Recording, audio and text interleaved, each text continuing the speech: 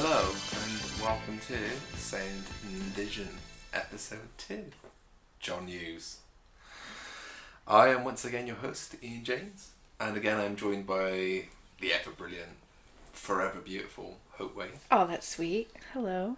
And today we're tackling the subject of American writer-director John Hughes. Love him. And he's from my home state, born in Lansing, Michigan. Yeah, which I was going to bring up. Is that near to where you are at all? About 45 minutes maybe from Okay. Detroit area. So yeah. But that's the capital of Michigan. Yeah. Never been there. Or at least I don't remember being there. So Yeah. I can't tell you if it's good or not. But I think, didn't he move to Chicago? He did. That's why a lot of his movies were featured. That's what he knows, yeah, definitely. Mm-hmm. Love Chicago. Lived in Chicago for a bit. Best city in the world if you ever visit America. Okay. But yeah, so Chicago will be the kind of home of pretty much everything he did. You're absolutely right. Yeah. But he remained a Red Wings fan, Detroit Red Wings fan. Of course. Hence the reference in Ferris Bueller. Bueller. Okay, yeah. Just before we continue this discussion, I just want to say a massive thank you to one of my oldest friends and valued members of our group, Stewie Stevenson, for the Jules recommendation. I put a board up not long ago in our group suggesting ideas and topics for the show, and it was his idea to do Jules and the sequels, and I really should have mentioned it last show, so I'm sorry. Bruce. His name's Bruce, by the way. Jaws. Okay, yeah, of course. Jaws isn't Jaws anymore. His name is Brucey. His name Bruce, yeah. Bruce the Revenge.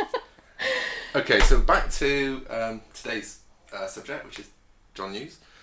As Hope points, born 1950 lands in Michigan, goes away, does this whole thing in Chicago growing up, drops out of University of Arizona apparently. Oh. And eventually finds himself a job at National Lampoon, the magazine. He works as an editor at the magazine. Okay. I never really read it, but I heard about it. No. I was going to say it's probably more of an American thing. I can't really possibly comment anymore. It's probably like Mad or something, yes. I'm assuming, but Mad I kind of always glanced over and read sometimes if somebody had it laying around at their house. National Lampoons, I maybe just glanced over it, but I wasn't really an avid reader of it. Yeah. But you referenced the Mad thing. I'm guessing it's the same with a satirical writer. Yeah. So. Mm-hmm. Okay, so via working for National Lampoon magazine as an editor, I think he got writing gigs there. He started writing as a screenplay, I think, or something that was picked up as a screenplay. And he was a dropout, you say, of right? Arizona, yeah. Of Arizona, he was a dropout. It's always the best, aren't they? Yeah, because they're the ones that go outside the box. Exactly. Yeah. And normally bring the good stuff to the table. True. So yeah, the first thing he writes while he's at National Lampoon is the screenplay, his first, screenplay that's used for a movie, which is National Lampoon's Vacation. No. Not that one? Class Reunion. Oh, the Class Reunion. One. Yeah. But apparently he completely disowns it and says the film does not resemble anything. His stuff. Anything he originally wrote. You know what? That's one I vaguely remember. I know I've seen it, but I just don't really remember it. Yeah, I mean, it's okay. Yeah. Garrett Graham's in it. He's kind of fun. There's, various other people who are all escaping me now, but completely disowns it anyway, and he's always said that it's the one thing that bothered him right through his whole career. He had to start off. Yeah, and it was something that didn't resemble his. So from that he wrote Mr. Mum as well. But again, based on something he'd written for National Lampoon originally, and got passed on as a screenplay to be made into a movie, which it was in 1982 or 3. And again, he said, it's been changed. Mm-hmm. So this was getting frustrating for John Hughes at this point. It's the screenplays that they were sticking his name on. Oh, I would be pissed. Weren't what he originally written. Yeah, if I had made something, I would have to be the writer, director. The author. I would be like the worst person ever telling people what to do, probably. But you call me Miss Bossy anyways, I do, right? yeah. So. You're very protective over what you've created. Yes, yeah. What I love, too, yeah. Yeah, so again, it's another fail in his eyes. I mean, it made some money, and people remember it very fondly now, Michael Keaton and stuff. But the first screenplay that he was actually pleased with and actually resembled exactly what he wrote was, as you already mentioned, National Lampoon's Vacation. Yeah. Love. The first of the Griswold family stories with Chevy Chase and Beverly D'Angelo. Love them. That one was based on a piece that he wrote for National Lampoon's magazine called Vacation 58. And basically he wrote this story for National Lampoon's magazine, and someone suggested making it into a movie, and he said it won't really work as a movie because it's too episodic. There's too many little things going on. I don't think you can make a movie out of it. And the guys down there thought differently. It got made into a movie, and it is what it is. It's a cult classic now, and very good movie. Certainly one it was a favourite in my house growing up. Yeah, they play them all the time on American television. There's actually one my dad likes as well, because my dad. He hates Chevy, doesn't he? No, he likes Chevy. Oh, okay. He hates Bill Murray and he hates Steve Martin, which I just don't get that. Daddy James, I don't get it. He pretty much hates all those, but Chevy Chase is the only one that he lets off. Okay, so well, he's the best, I think. The best of the bunch?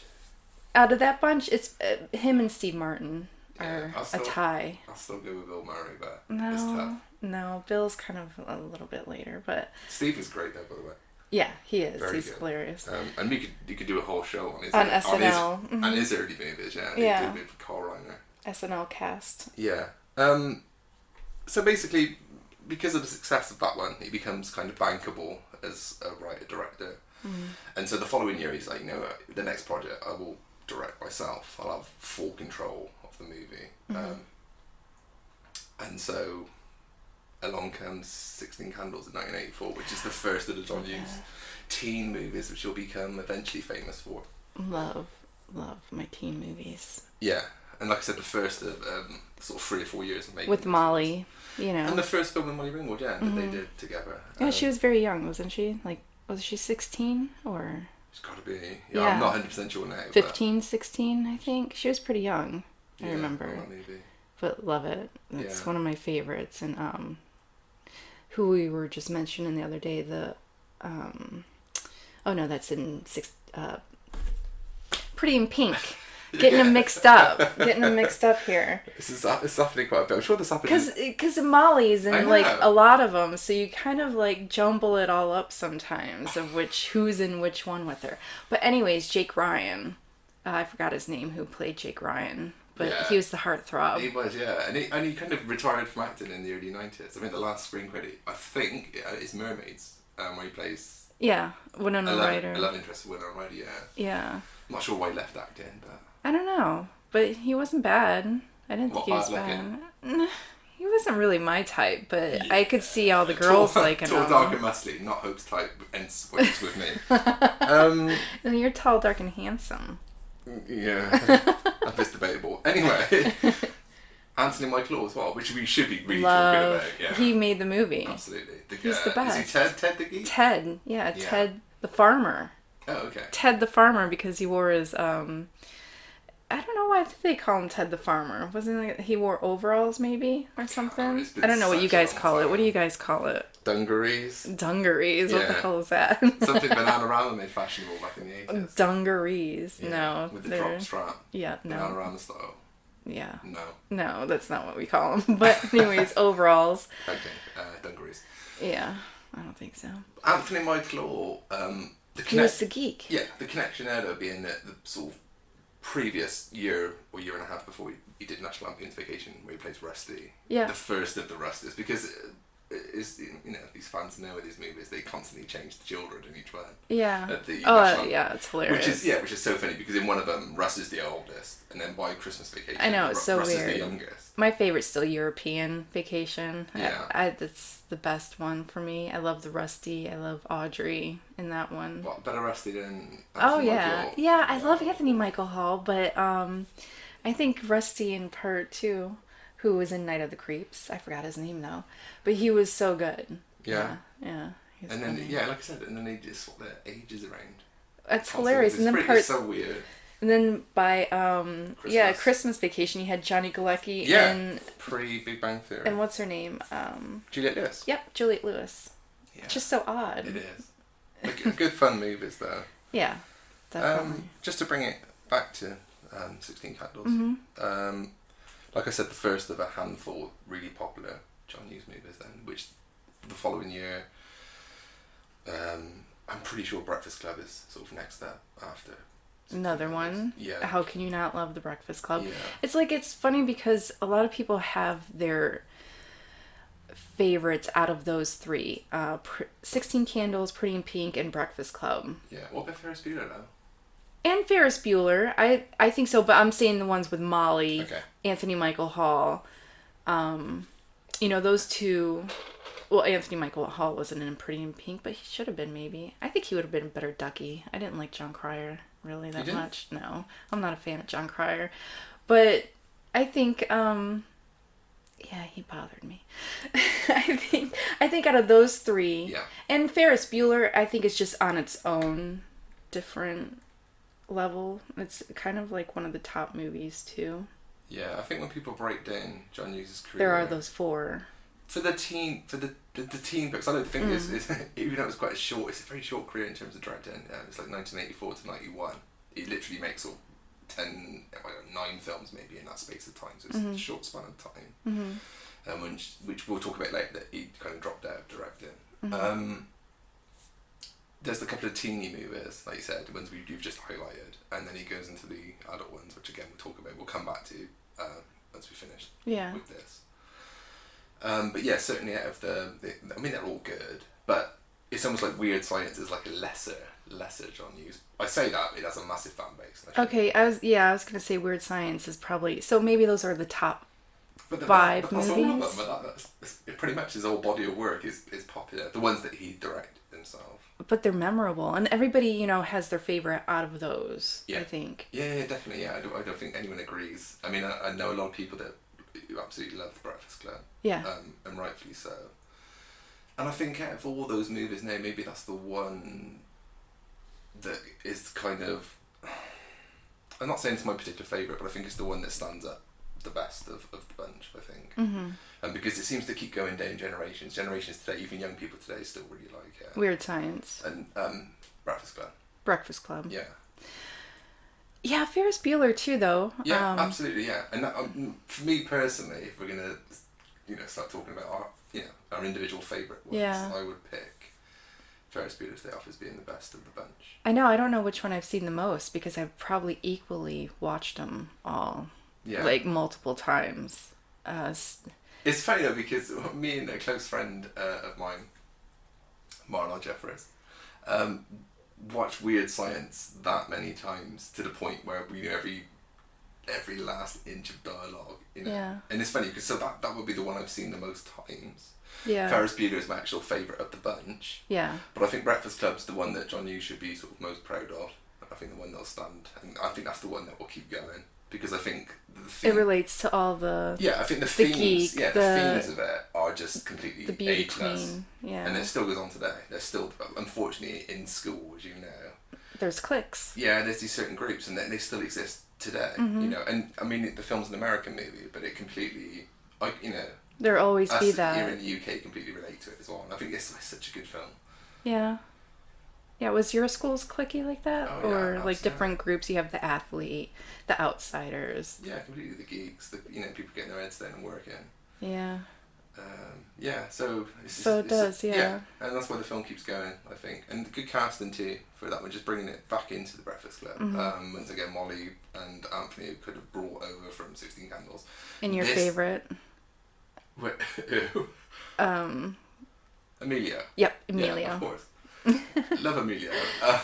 But I mean, where Emilio fits into it, I mean, I suppose Emilio, Ali Sheedy, and Judd Nelson, who make up the other 3 of the main 5, brought over from St. Elmo's Fire, which was made the same year. And my sister, who was a massive fan of these films,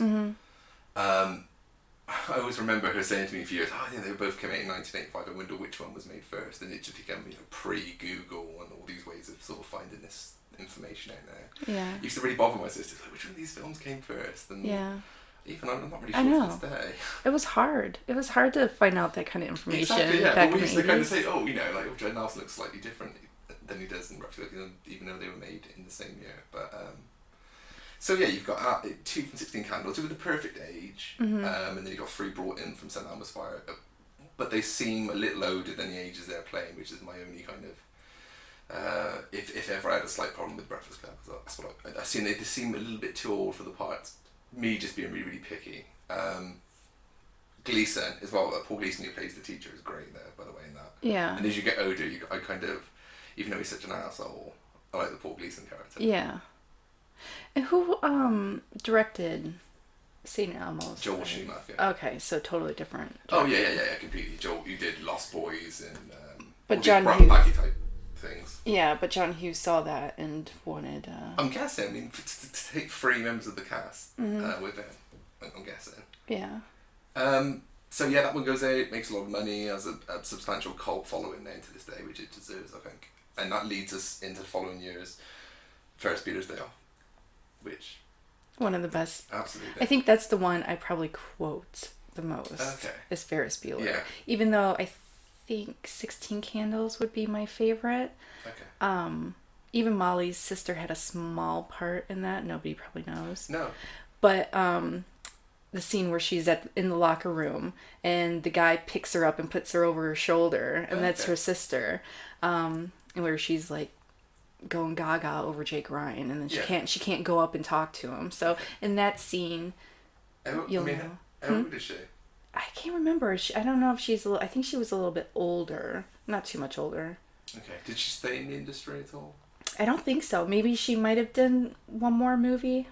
But I'm not positive, no. Yeah. Also, a little brother in 16 Candles. Oh, he's a little shit. He was played by Justin Emery. He was the little boy, obviously being fought over by Dustin Hoffman and Meryl Streep in Kramer versus Kramer, which I always find kind of funny. Yeah. Because he, like you said, he's such a little shit. Yeah. In 16 Candles. I don't watch Kramer versus Kramer.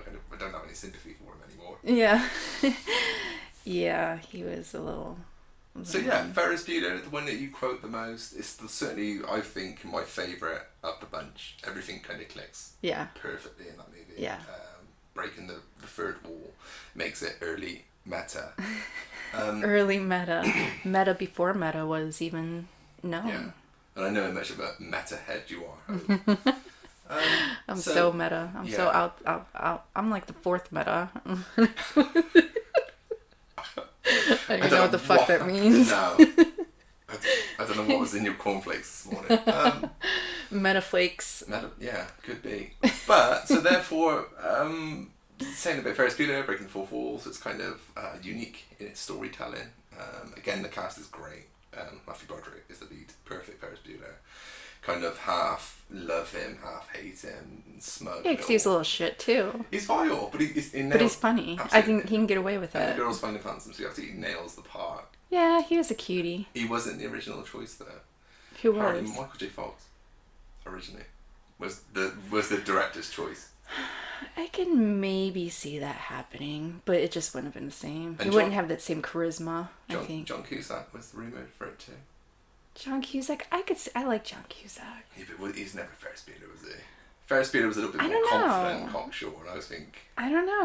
He might have been able to pull it off. You have Better Off Dead, and yeah, but he doesn't carry the same kind of outgoing charisma, confidence that Ferris Bueller, the character, has. I don't think John Cusack might, in my humble opinion. I still think he might have been able to do it. They should do like 2 versions. They should like one with one with Matthew Broderick. And I think he's John a little bit Cusack. too old now for Ferris Bueller. That would be so John amazing. Cusack. See, if I was going to write a movie, that would be one remake I would do is Geriatric Bueller. Geriatric John Cusack. Yeah. As a day off from the nursery home. Yeah. Okay.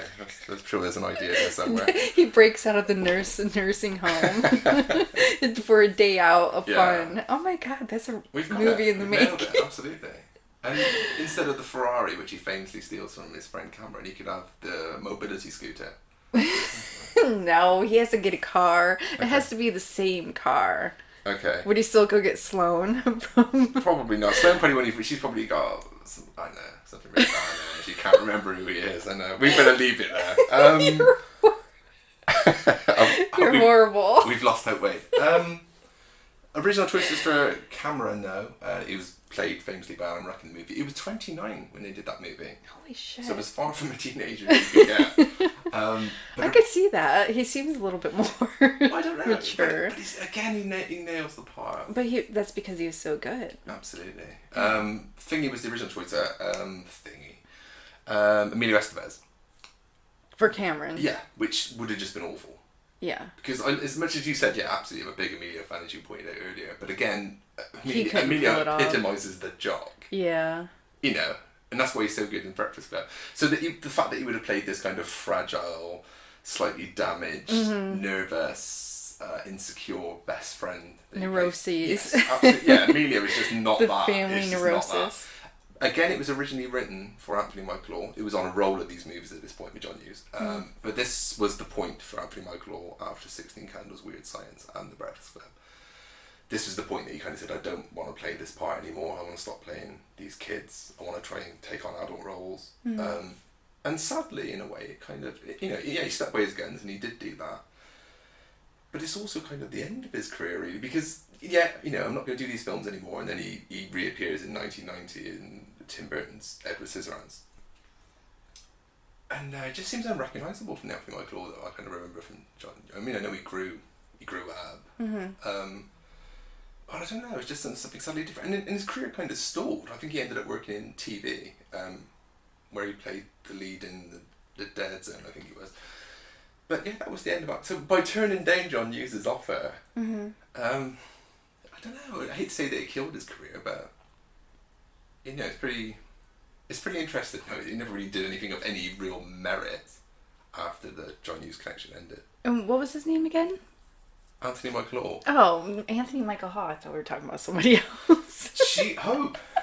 You think that messed with his career? I don't know, because I think he tried to make a comeback with Edward Scissorhands and stuff. No, he was trying for something different, because apparently he auditioned for straight after Breakfast Club's like 85, Ferris Bueller's 86. Turns down Ferris Bueller to do he auditioned for the part of Full Metal Jacket for Stanley Kubrick. Did he? A part that went to Matthew Modine, yeah. Oh. Because it's like, Kubrick's in town, he's cast in. Oh no. I'm gonna, become this adult role. So yeah, but he ends up with a supporting part in Edward Scissorhands. It's a supporting part. I couldn't see him in Full Metal Jacket. I love Matthew Modine. Yeah, Hope's wandered off into fantasy land again.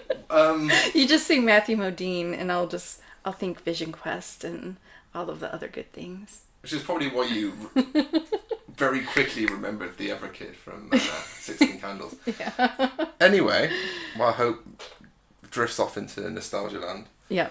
Yeah, so basically, Ferris Bueller is the cult movie that we could do a whole show just talking about that one alone. But from that movie then, it's kind of into 1987 where John Hughes suddenly grows up, shall we say, or wanted to kind of, mind a different vein, I guess, in terms of making movies, and turns out Planes, Trains and Automobiles. So the first of the adult movies, yeah. And, if you think I've glossed over anything here, it's the simple fact that John Hughes wrote so many movies, he didn't direct them all. What year was Uncle Buck in? 89. So, yeah, we get Planes, Trains, Automobiles in 87, which is my cousin's favourite movie, by the way. Can't say enough good things about it, and if he's listening to this, he'll appreciate the fact that we're talking about it. It's a great movie. It is a good one. With Steve Martin, who we talked at the top of the show. Okay. But from there, like you said, Uncle Buck is next. It really didn't make that many movies as a director, but we could talk about the ones that he wrote and never directed himself, which includes Pretty in Pink, which he wrote and didn't direct. And also the complete happy ending of Pretty in Pink, which he also wrote, again directed by Edward Detch. I think he directed it. Oh, Blaine. You mean when he tells her I love you?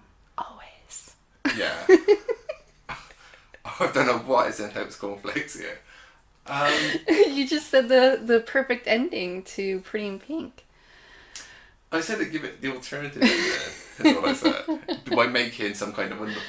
Which I remember talking to you before about and kind of explaining to you that there was a bad... It was like the other way around. Movie, but there was a kind of a mixed reaction to the end of the breaking. Not everybody was happy with it. Not everybody wanted to see her go off into the night with this jock and this poor geeky guy that a lot of John audiences, core audience, were rooting for, doesn't get the girl in terms of Ducky. And I know you're not going to lose any sleep over John Pryor. Okay? No. Don't. But not dumb, just Left behind. Yeah, thank you. But yeah, there was such a mixed reaction to that. I'd leave him behind. He was annoying. Poor old Ducky. But yeah, so Some Kind of Wonderful was made as a response to the negative reaction from audiences at the ending of Pretty in Pink. You know, it was a chance to kind of make amends and give the audience what John Hughes thought they wanted at that point. Because basically it's just a semi-remake of Pretty in Pink. You know, except for this time we swapped Molly Ringwald. There's a gender reverse long before gender reverse has become fashionable. Where Molly Ringwald is now played by Eric Stoltz. Yeah. Mary Stuart Masterson is now playing the Ducky role, so the John Cryer role. Yeah. Leah Thompson? Yeah, is the Andrew McCarthy role, yeah. Yeah. And this time, you know, he gets with the geeky friend, which Molly Ringwald maybe should have done in Pretty in Pink. You know, that's debatable on whoever's watching the movie and responds to it. But yeah, so Some Kind of Wonderful is just a role reversal of Pretty in Pink. And it's I like it. It's fun. You know, it's got the John Hughes kind of flavour of John Hughes kind of music and stuff. But you know, it's just kind of Pretty in Pink remade, isn't it? Yeah. Pretty much. So yeah, I mean, before we start going back and talking about some of the other elements in these movies, you know, in case anyone thinks we've glossed over the one I wanted to hear about, we will go back and talk about these movies. But just continuing the run of adult movies that he was trying to make at that point, such as Planes, Trains, Automobiles and Uncle Buck. He also wrote and directed She's Having a Baby, which I know you're not really a big fan of. I'm okay. You're stopping me right now from... Yeah, because I know you're going to come cutting in with it. I quite like it myself, actually. Yeah, there's some fans. Yeah, I think it's an interesting piece. I think it's a little bit more personal for John Hughes himself. It's probably the most... I think it's maybe the most personal movie that he ever wrote himself. Is that the one with Kevin Bacon? It is, and yeah. Julian... No, Elizabeth McGovern. Okay. See, I have to go back and rewatch it, maybe. Yeah, give it another go. I think if you're going to go into it off the back of Pretty in Pink, it's obviously going to fail in terms of when you think, oh, it's going to be more John Hughes, but it's slightly more grown up, and I think he has a little bit more to say in this one. But again, there's, you know, great use of music. Kate Bush even wrote a song for this woman's work, which was written for She's Having a Baby, and then later, because of the success of it, she kind of re-recorded it for her Central World album, which came out after the movie. So there's some good stuff in it as well. Yeah, and it's got a kind of fun bit at the end where there's a load of cameos from actors that are associated with John Hughes and from the 80s who were all kind of coming up with ideas for a baby's name during the end credits, which is kind of fun. It features John Candy. Yeah, I remember that part. I remember that. And of course this is the period where, you know, I mean, I always kind of think to myself, really, you know, John Candy, as we remember the great John Candy, and it's kind of his career to a degree is kind of owed to John Hughes, giving him and writing these great roles for him. Because when we think back at John Candy now, I think it's you know, chiefly based on Planes, Trains, Automobiles. And he was in a small part of National Lampoon's Vacation, again, the first one. So the connections there again, absolutely. Well done. Loved him when he played the security the park guy. Attendant, isn't it? Yeah, he takes on the roller coaster. On the roller coaster. Gets held up with a BB gun, and he's shot in the ass for the strokes. Love it. Yeah, and you know, so Uncle Buck, which is the Movie. John Candy role, isn't it? It's the definitive John Candy role. Oh, that's nice. And then the start out of Macaulay Culkin, right? Yeah, absolutely, and that ties us into where John Hughes was going at this point after this sort of run of adult movies, not that he was making porno. But this run of adult-based movies that he was making. Oh, I'm sure there's some porn John spoofs. Hughes? No, it was porn spoofs. I'm sure Hope will have fun making up titles for these movies. I'm putting it out there. I'm gonna write a list and put it on the group of John Hughes porns. Oh, they're out there. Trust me, I'm finding them. Hope's good at this kind of thing. This is Hope's forte. But yeah, you mentioned Home Alone. And once John Hughes had finished Uncle Buck, I'm trying to think off the top of my head now. I'm sure the only other film that he directed after that was Curly Sue, which was, I gotta say, frankly, not my cup of tea at all. And I can see what was the last movie he made. It's almost like he just kind of, you know, it ran its course and he kind of lost interest for me. But in saying that, once he'd finished Curly Sue in '91, which is the last film released that he directed, he carried on his role of writing, which he always did in the 80s anyway. So he carried on writing screenplays, which were more famous than the films the last couple of films that he directed, where he obviously just pointed out that he wrote Home Alone and Home Alone 2, and unfortunately for everybody, Home Alone 3. Yeah. But John Candy, again, there's a connection because John Candy's in the cameo in the first Home Alone movie.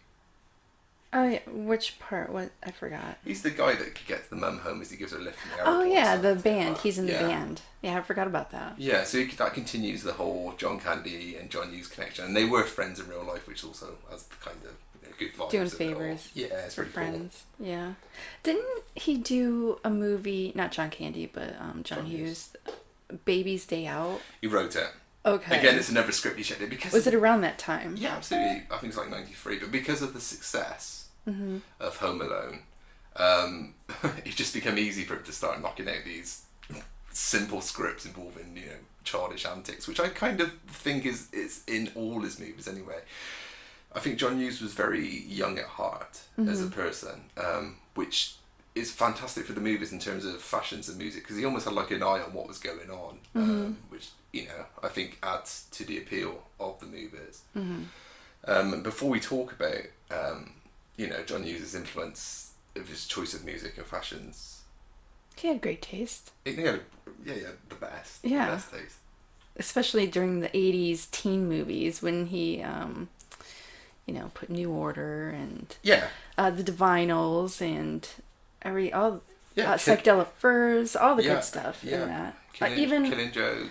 Yeah, and even Flesh for Lulu, wasn't that? And Some Kind of Wonderful. OMD. Yeah. Yeah. Oh, OMD. Yeah, Makes your heart melt when you think about that song and the movie connected. So it fit perfectly. All of the music, I think, picked perfectly for it.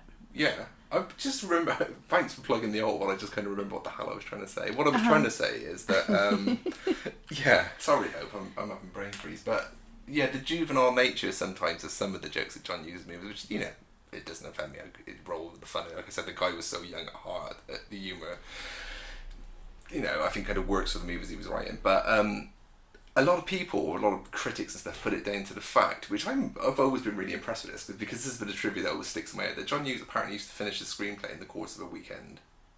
And that's a fact.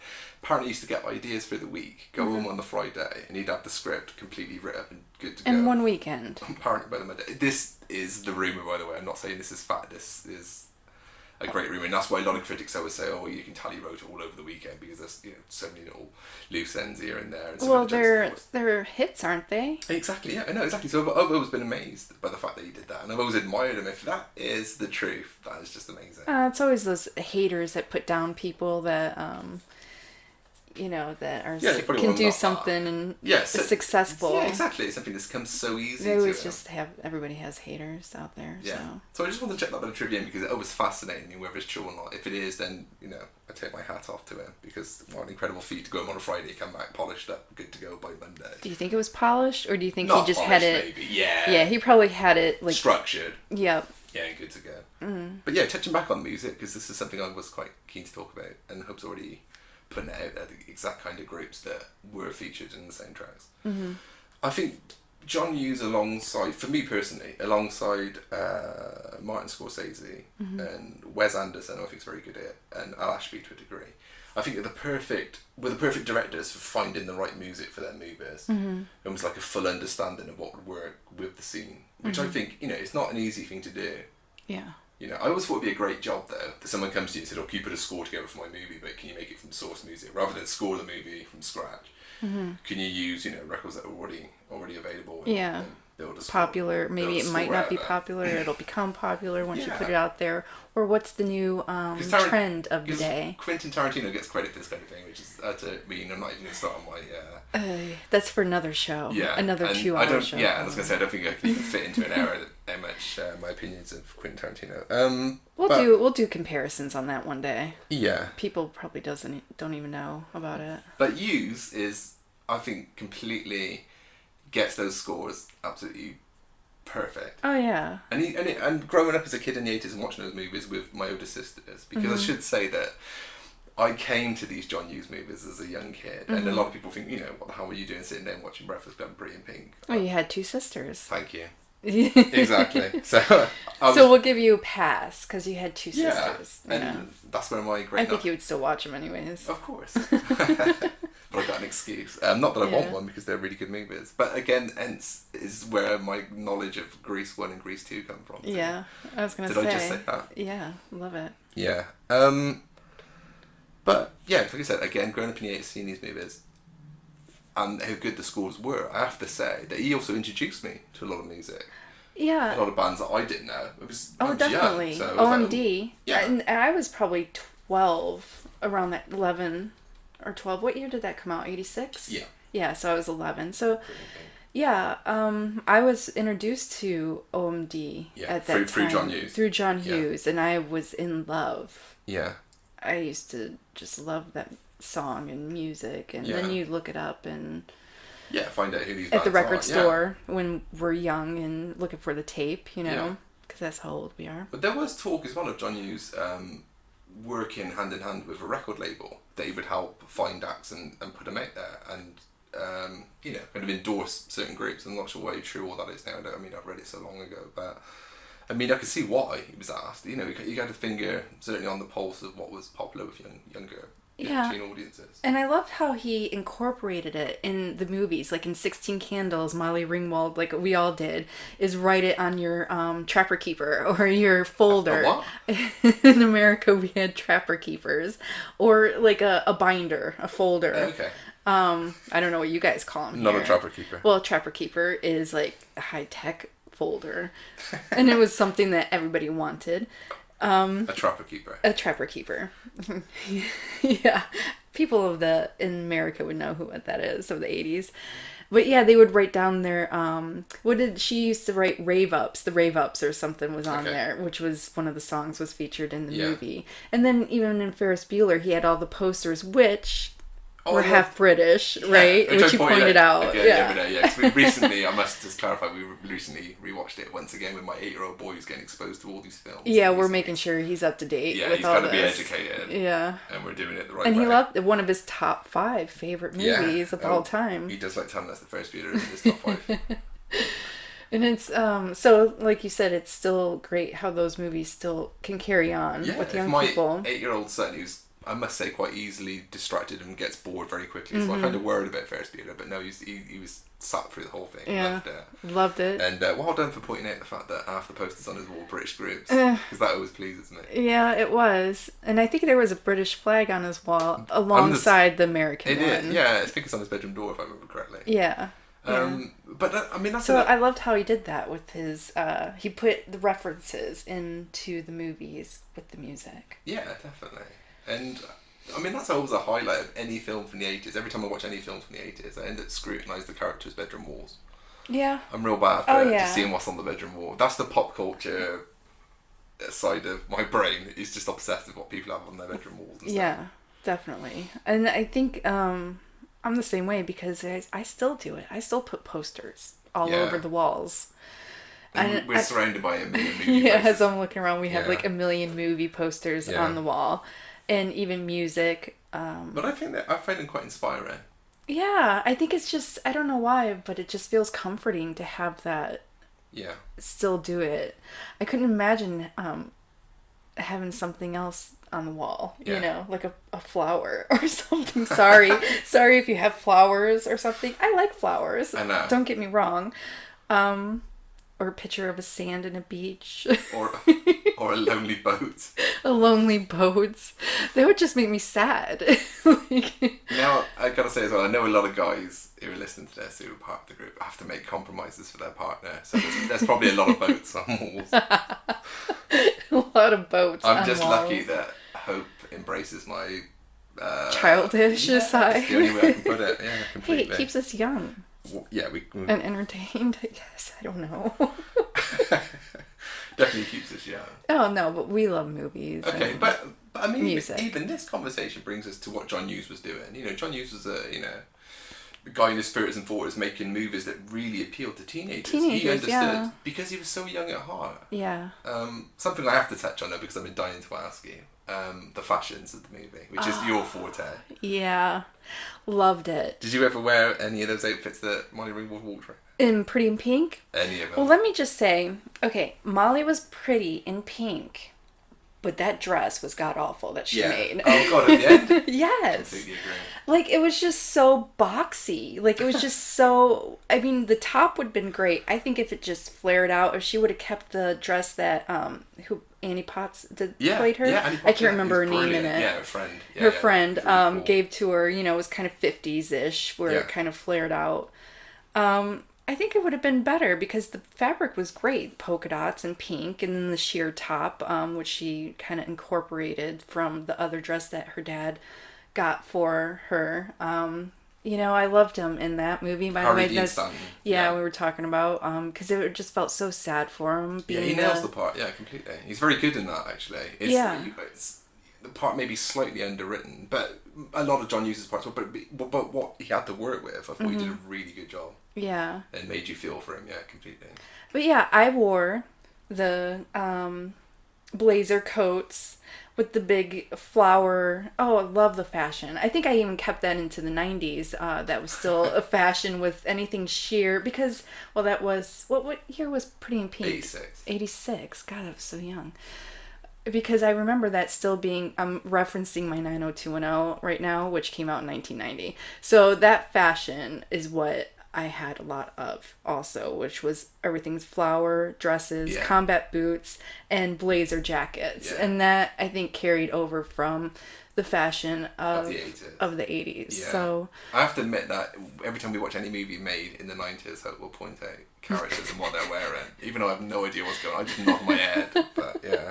Anything, even the 80s, because she was a little, she wasn't too dowdy, I would say, in 16 Candles, but just a little bit more. But she's cooler and pretty. She works in the record store. Oh yeah, and she had the glasses, and she wore the hat and the pearls around her neck. And again, she worked in the record store. In the record store, so she had to be a little bit more trendy. Yeah, she had to be like a little bit out there, you know, alternative, I guess, what came to it later on. So yeah, her and the fashion. Loved it. Yeah, going back to the dress for a second now, as I always put Pretty in Pink's that kind of Cinderella movie that I know girls really like, or women really like, which you could also lump in Dirty Dancing, Pretty Woman, all these various movies. I think I've always come over the idea that women love the Cinderella story. They love the makeover scene. They love the scene when they finally kind of, you know, the guy finally notices them. But she looked better before. I know, that's the biggest joke, is that dress. I'm a guy, I know nothing about fashion, but I know that dress is awful. It had no shape to it. It made her look like a box. Like, you know? It looked like it was made out of curtains and gaffer tape and that. Yeah, it just wasn't well constructed at all. And I love fashion, and she's pretty, like I said, she's pretty in pink, but not that pink. Not that pink dress. What about the long coats that seem to be very popular back the trench coats? Yeah. Loved them. Judd Nelson walking across the American football field. I still have trench coats that I would buy from the vintage store. They're tucked away in the closet. Did you ever walk across one of your football fields and punch the air? Fuck no, I didn't do that. Why would I want to do that? I wouldn't want to punch the air. Didn't you want your John Bender moment for Breakfast Club? Why would I even want to touch a football field to begin with? I'm so not into that. What about individual characters now from John Hughes? Who was your sort of favourite? If you could pick any character from any John Hughes movie, who's the one? Well, Molly, of course, because I always just loved her hair. So Molly and everything and her fashion. In any of the movies? In any of them. Even the ones that John Hughes didn't do, I would watch. Okay. Do you think she played a similar type throughout the movies? Or do you think there's variations in Molly Ringwald's performances? I would think... I think she kind of stayed the same, somewhat. Do you think she played a type then? Yeah, I think she played a type, definitely. Yeah. I think she definitely did, because another movie I love of hers is Fresh Horses, and with Andrew McCarthy. One of my favorite movies, and even though she tried to play a little bit different, I could just see Molly. She plays the tramp, yeah, but I still see Molly in there. And what was that one movie we watched? It was like I think all of those movies, and she was like a space center. Oh God, she just did not fit that role at all, because all I see is just Molly. You know what I mean? But like you said, she made that before she made any of the others. Yeah. But you cannot compare in the Molly Ringwald type type that was in the other Yeah. films. But so yeah, she does have that way that comes across in her movies, and she's still I think she'll always be like that because I have seen her in other stuff. Like she's been recently in Riverdale, who 90210 reference, played with Luke Perry's husband or ex-wife in Riverdale, and all I see is Molly. Yeah. You know, like from the Pretty in Pink, that's all I see. So I think she found her niche in that, because in Breakfast Club she was like, you know, like that too, kind of a little bit bitchy and popular girl, you know. Yeah, I mean to bring any other characters that just thought we stray off that subject. Anyone else going to stand out for you in terms of character? In the John Hughes films? Yeah. God, I don't know. There's so many, because there's just so many people. Are you talking about the teen ones? Because then again, it's like, do you talk about teens? Do you talk about Uncle Buck or vacation movies? Because then you got Chevy Chase, who I adore, and probably more so because of those movies. Can I just put a shout out to Bill Paxton in Weird Science? Oh yeah. Who I still quote all the time, Brainiacs, who I love in that movie. God, he's so good. Yeah. I love Bill. Yeah, he's just a great actor. Yeah, I think in anything that he did, he put 100% into. Completely agree. I miss Bill. Yeah, and you know, Matthew Broderick, I loved him in Ferris Bueller, but not so much anything too much after. Okay. I'm not really overzealous of anything else that he does. So, you know, if he's in something, I'm like, oh, okay, well, whatever. But if Molly was in another movie, I'm like, oh, I gotta watch that, you know, like type thing. The other characters, and Anthony Michael Hall, I think, maybe, is one I always liked. Again, plays a certain type, but does it very well. Yeah, and I liked him when he did. I would watch a movie if he was in or a TV show, because like you said, he did The Dead Zone, right? And he was really good in that. So, as for music, is there any particular song more than any other? I mean, like I said, we've already highlighted the fact that he's so good at picking right music. Well, it'd have to be New Order. Thieves Like Us. Yep.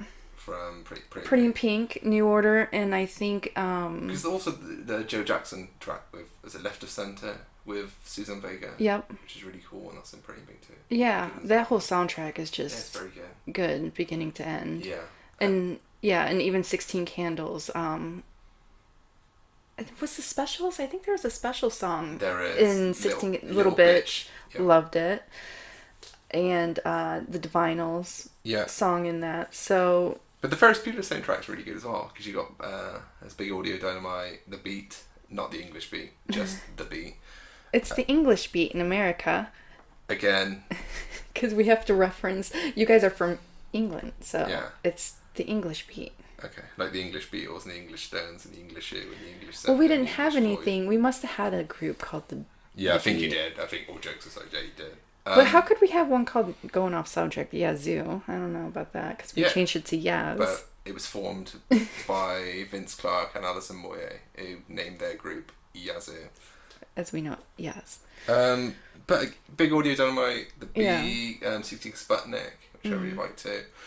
And of course Yellow doing the Oh Yeah thing. Mm-hmm. Which Gene, as we pointed out, my son, who loves that song. He constantly does that song all the time. And he loved Ed Rooney, was like his favorite. Yeah, again, is a great. I mean, Jeffrey Jones's private career we cannot talk about, but in terms of his performance as Prince Ed Rooney, I think he's fantastic. He was hilarious. Very good.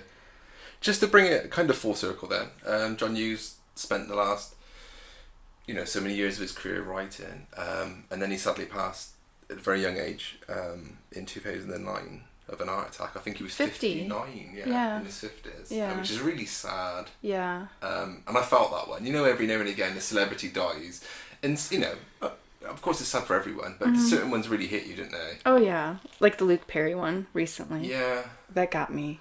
And the John Hughes one was, I felt that one. It was kind of really sad that bit. Mm-hmm. Okay. Yeah, they did a tribute for him. I remember at the Oscars.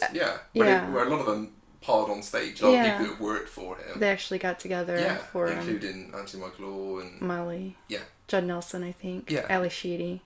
Yeah, so it was good that they all came Yeah, together. and they had a for right him. tribute kind of payoff to him. Which he deserved, yeah. Absolutely, yeah. Inspired a whole show here for us to talk about, because we do, and not just me and you, but a lot of people in the group. Mm-hmm. There's a lot of love for John Hughes. Yeah. We've all had, he's kind of made us all laugh at some point. Yeah. The great entertainer that he was. Mm-hmm.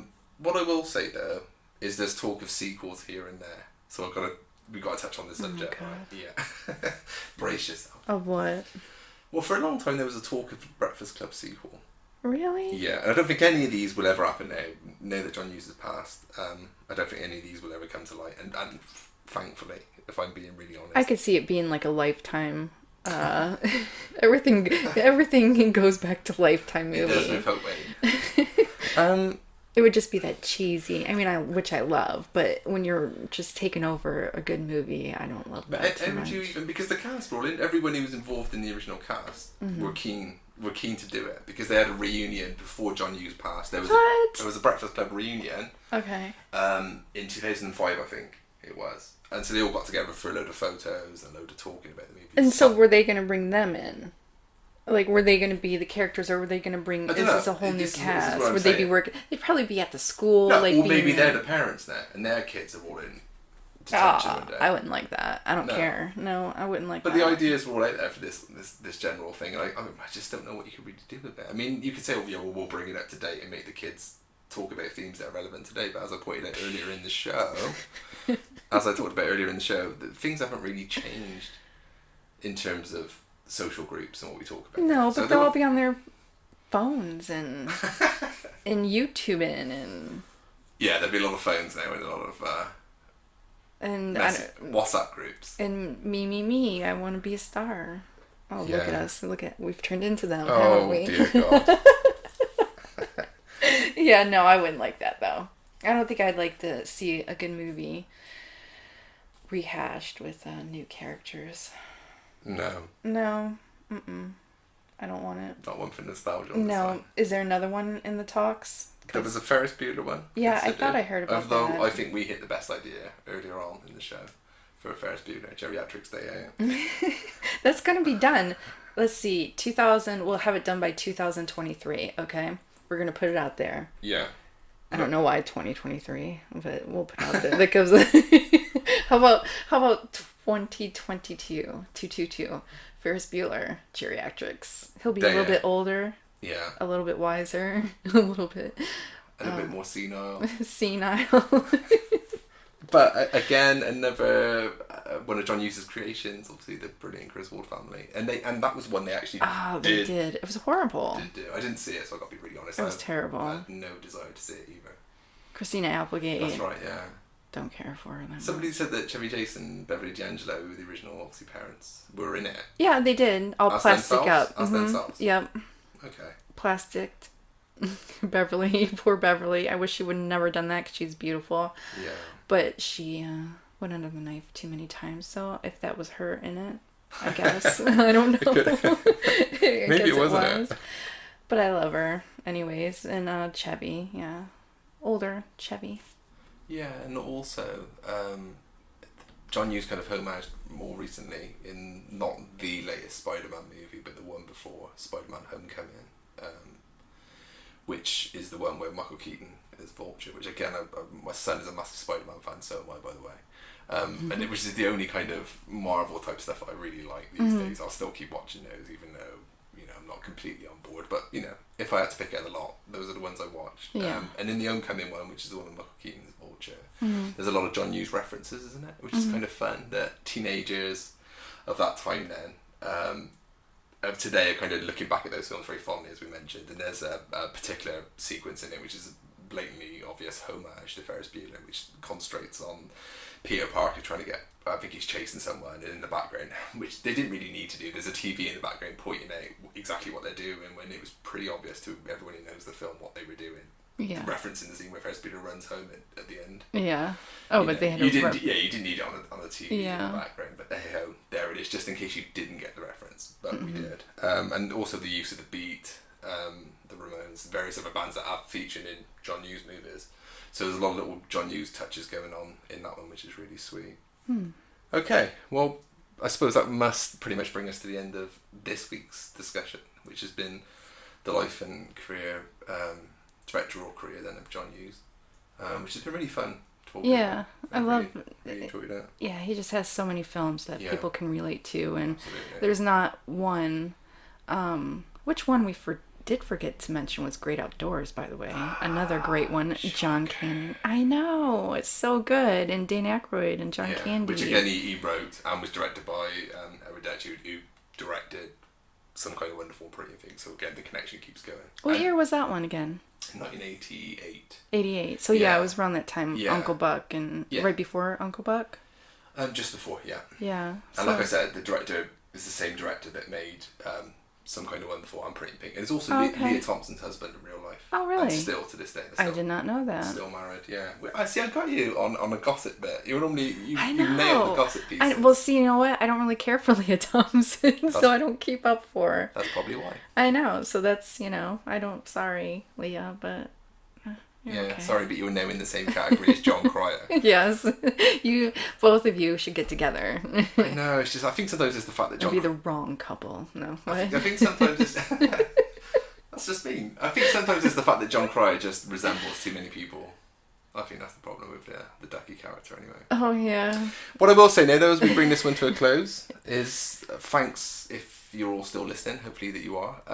So this just leaves me to say, please listen to us once again. Again, we are on the Sound Division page, which we should have mentioned at the top of the show. Yeah, but you can find us on Facebook and Instagram because it's a cool group and you can join in on the fun. Absolutely. And you've obviously found this.